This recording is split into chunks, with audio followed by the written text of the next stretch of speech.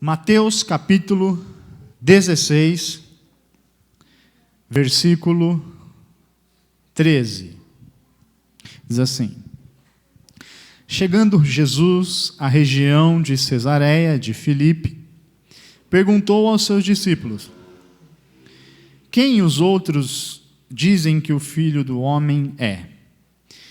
Eles responderam: Alguns dizem que é João Batista, outros Elias, e ainda outros Jeremias ou um dos profetas. E vocês? Perguntou ele: Quem vocês dizem que eu sou? Simão Pedro respondeu: Tu és o Cristo, o Filho do Deus vivo. Respondeu Jesus: Feliz é você, Simão, filho de Jonas, porque isto não lhe foi revelado por carne ou sangue, mas por meu Pai que estás nos céus. Eu lhe digo que você é Pedro, e sobre esta pedra edificarei a minha igreja, e as portas do Hades não poderão vencê-la. Eu lhe darei as chaves do reino dos céus. O que você ligar na terra terá sido ligado nos céus, e o que você desligar na terra terá sido desligado nos céus. Então advertiu aos seus discípulos que não contasse a ninguém que ele era o Cristo. Desde aquele momento, Jesus começou a explicar aos seus discípulos que era necessário que ele fosse para Jerusalém e sofresse muitas coisas nas mãos dos líderes religiosos, dos chefes, dos sacerdotes e dos mestres da lei, e fosse morto e ressuscitasse no terceiro dia. Então Pedro, chamando-o à parte, começou a repreendê-lo, dizendo: Nunca, Senhor, isso não acontecerá. Jesus virou-se e disse a Pedro: Para trás de mim, Satanás. Você é uma pedra de tropeço para mim, e não pensa nas coisas de Deus, mas nas dos homens.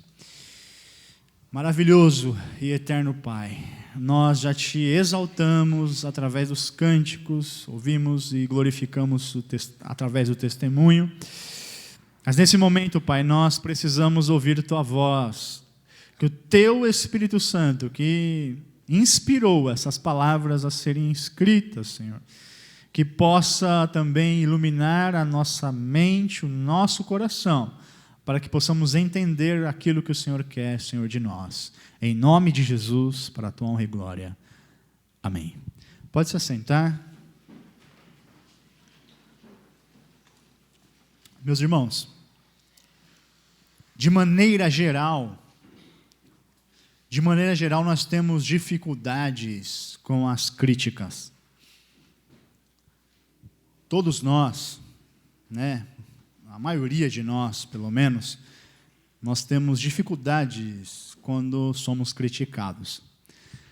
E não só com as críticas negativas, mas também com as positivas.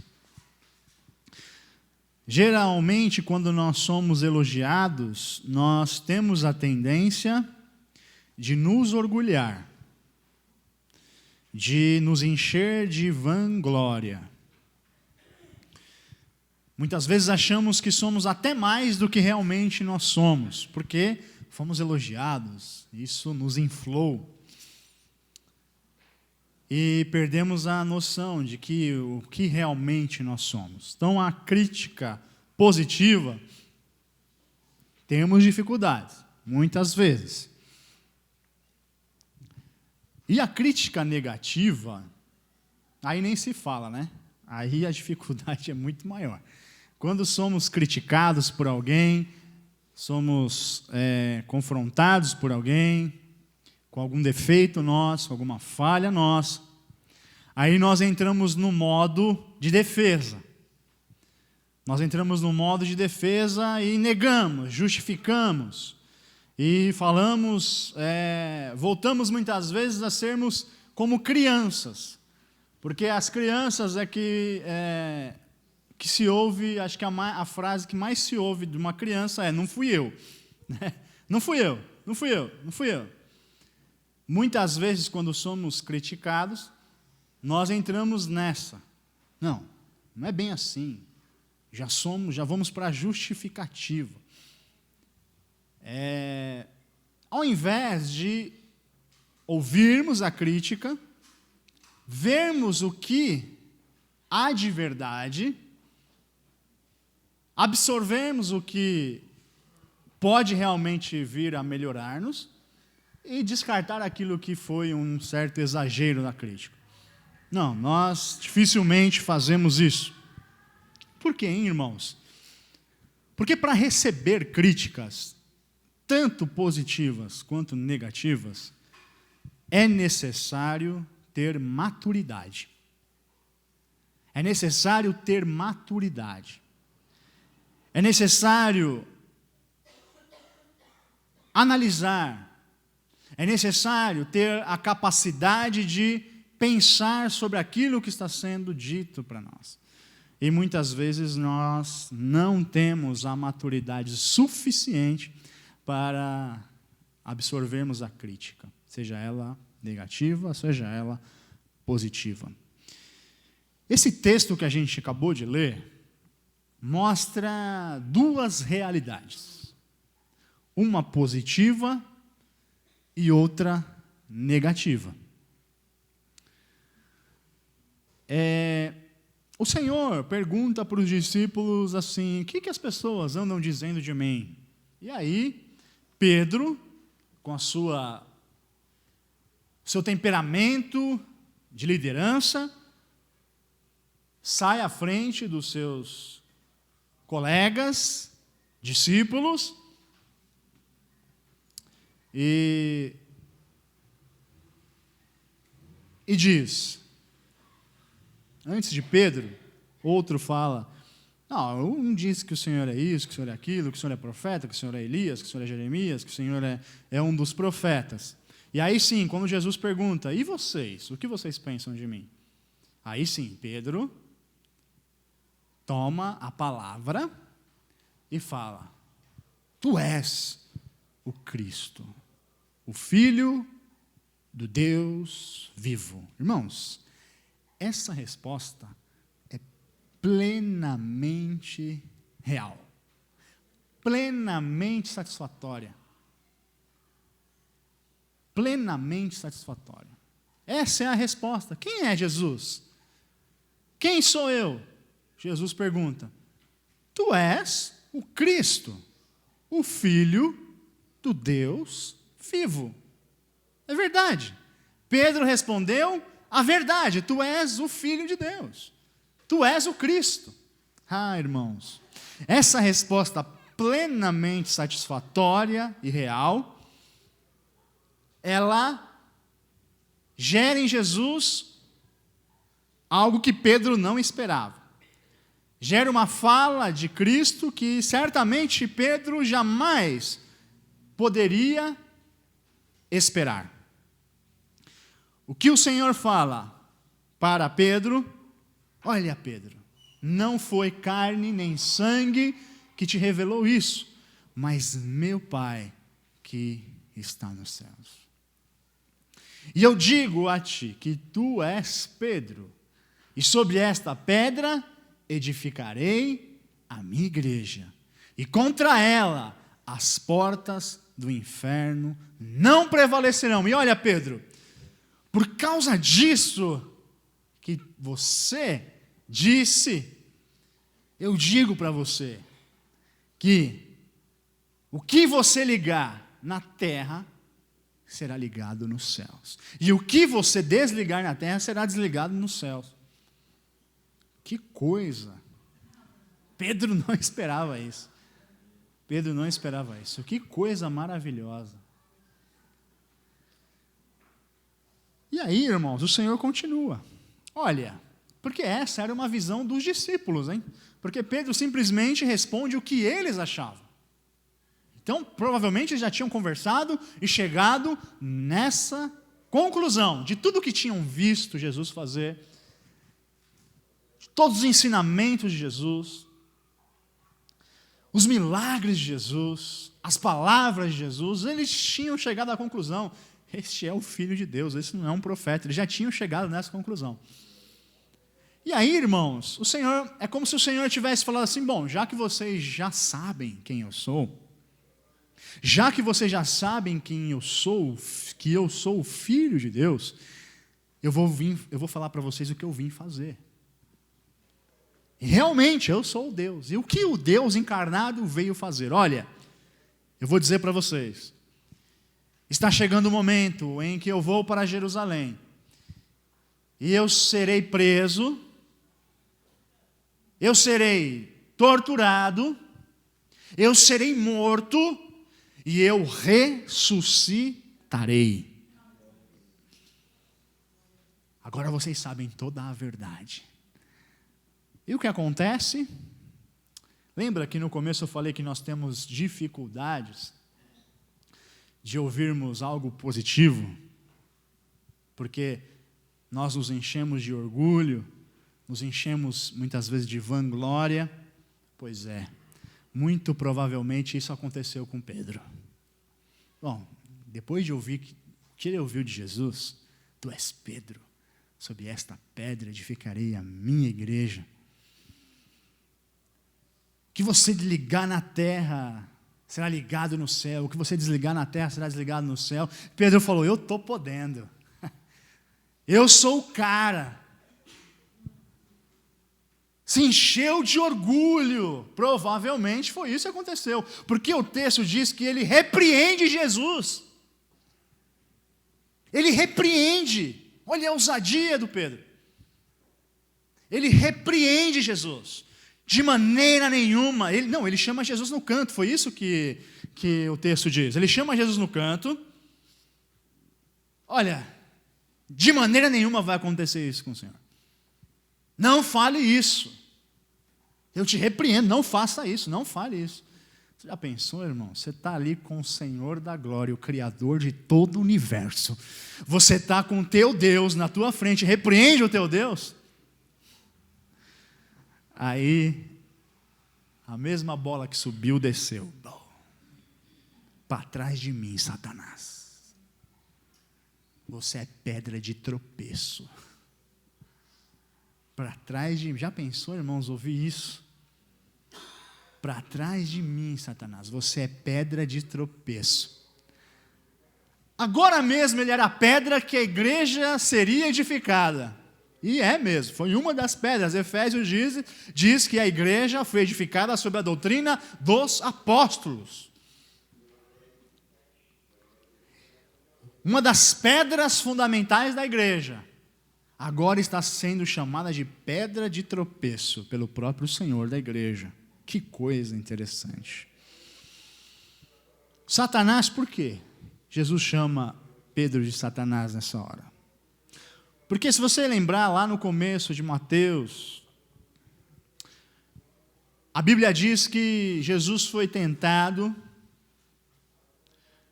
por quem? Pelo diabo. E qual era a grande missão do diabo? Fazer Jesus falhar. Muitas pessoas acham que foi o diabo que levou Jesus à cruz. Lê do engano. O diabo, o que ele menos queria era que Jesus morresse. Porque ele sabia que se Jesus morresse, ele ressuscitaria. E quando Jesus ressuscitasse, o texto que está lá em Colossenses, que ele despojou todos os principados e potestades e os expôs publicamente ao desprezo, seria cumprido. Portanto, tudo que o diabo não queria era que Jesus fosse morrer na cruz. Porque a cruz era o atestado de sua derrota. E o diabo fez de tudo para fazer Jesus desistir da cruz. E quando Pedro faz isso e fala para Jesus, de maneira nenhuma o Senhor morrerá, isso acontecerá com o Senhor, o que o Senhor vê por trás dessas palavras? O próprio inimigo. E por que pedra de tropeço? Porque ele estava colocando uma pedra no caminho do Senhor, que o caminho do Senhor era a cruz. Jesus só veio a essa terra para morrer na cruz e para ressuscitar. Então, o que agora há pouco era pedra de edificação, agora é pedra de tropeço. Muito provavelmente, por quê, irmãos? Porque se deslumbrou com as palavras de Jesus. Tomou aquilo como um elogio, como se ele fosse melhor, provavelmente, do que os outros. Mas o Senhor colocou tudo no seu devido lugar. Queridos, há algo de valioso nesse tapa que Jesus deu ali em Pedro, para aprendermos com Pedro. Talvez, imagine se fosse eu e você que tivéssemos ouvido isso, que nós éramos Satanás e pedra de tropeço. Provavelmente a gente, olha, não quero mais saber desse homem, não quero mais saber, não quero, para mim isso chega. Por muito menos, as pessoas viram as costas umas para as outras. Por muito menos, as pessoas brigam e nunca mais se falam. Por muito menos, muitas pessoas largam a fé cristã. Mas o que a gente pode aprender com Pedro neste momento é que não consta nas Escrituras que Pedro abandonou o Senhor. Não consta nas Escrituras nem Jesus pedindo perdão por isso. Não consta na Bíblia Sagrada que Pedro ficou melindrado, que Pedro, ficou em crise, ficou em depressão, que Pedro agora não queria mais saber. Não consta na Bíblia Sagrada isso. Pedro continuou com seu mestre, porque ele confiava no seu mestre. Se o mestre assim falou, é porque o mestre sabe de todas as coisas, e ele precisava ouvir aquilo naquela hora. Irmãos, nós temos que pegar isso para nós. Tanto os elogios, tomarmos cuidado com os elogios, mas também analisarmos a nós mesmos, se nós somos maduros para ouvir críticas negativas. Quando nós somos confrontados com alguma verdade, com algo que somos confrontados aqui pela palavra, ou somos confrontados por um parente, ou somos confrontados por um irmão, por uma irmã, pelo marido, pela esposa, pelo filho. Como nós reagimos? Como crianças? Não fui eu, negamos. Ou nós temos a maturidade de analisarmos se aquilo procede, e se procede, termos a humildade de reconhecer que precisamos mudar. Pedro é um grande exemplo para mim e para você. Pedro é um grande exemplo. Ouviu isso da boca do seu Senhor e continuou com o seu Senhor. Irmãos, não estou falando que nós, na hora que vamos criticar alguém, devemos agir desta forma. Devemos lembrar que Jesus é Deus, Jesus é onisciente, Jesus sabe todas as coisas. Devemos, quando formos confrontar alguém, falar para alguém, falar com todo cuidado, com todo amor. E quando recebermos alguma crítica, termos a capacidade de olhar se isso realmente é proveniente, isso procede, isso é verdade. Se chegarmos à conclusão que isso é verdade e que precisamos mudar, mudemos. Precisamos aprender que não devemos nos deslumbrar com os elogios, sendo eles os naturais ou sendo eles falsos. Não devemos nos deslumbrar, porque eles podem produzir o orgulho, a vanglória. Podem gerar em nós algo que só deve ser dado a Deus, a glória. Quando alguém te elogiar, quando alguém falar bem de você, agradeça. Mas também agradeça a Deus, porque tudo, como o apóstolo Paulo diz em Atos capítulo 17, tudo vem dele, tudo é para ele, aleluia. Dele são todas as coisas. Dele são todas as coisas.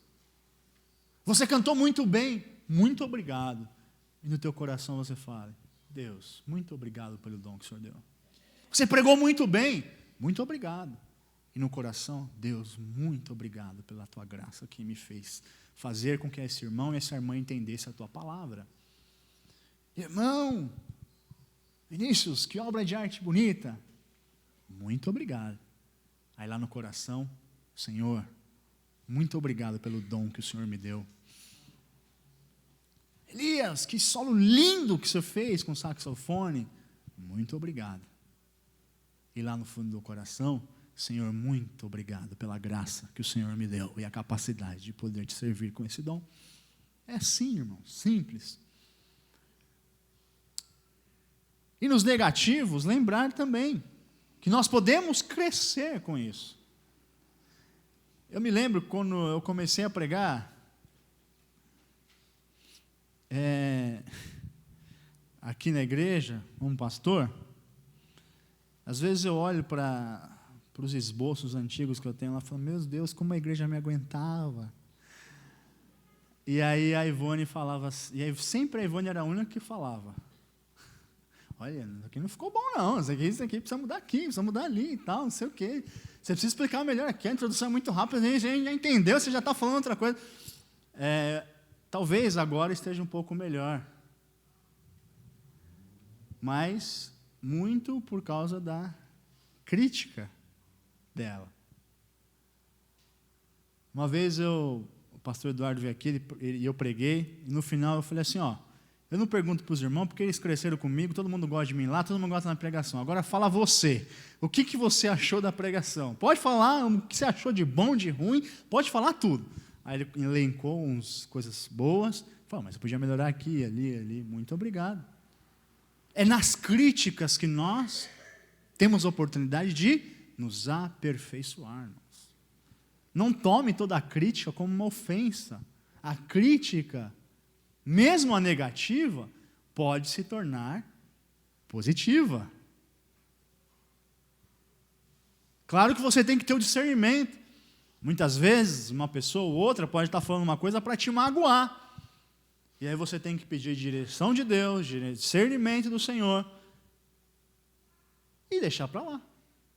Mas se a crítica for realmente construtiva, absorva, e seja como Pedro, vá para frente, aleluia.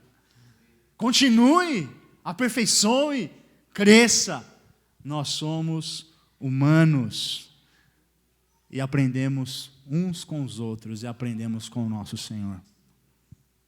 Que esse exemplo de Pedro, que recebeu essa palavra primeira tão linda de Jesus, e talvez se deslumbrou, colocou os pés pelas mãos, e estava repreendendo o seu Senhor, precisava de uma dura repreensão de Jesus, e aceitou aquela repreensão e continuou andando, aleluia. Que eu e você possamos ter esse exemplo desse grande homem de Deus, e saibamos absorver as críticas positivas e as negativas para a honra e para a glória do nosso Deus. Amém? Aplauda ao Senhor pela palavra de hoje.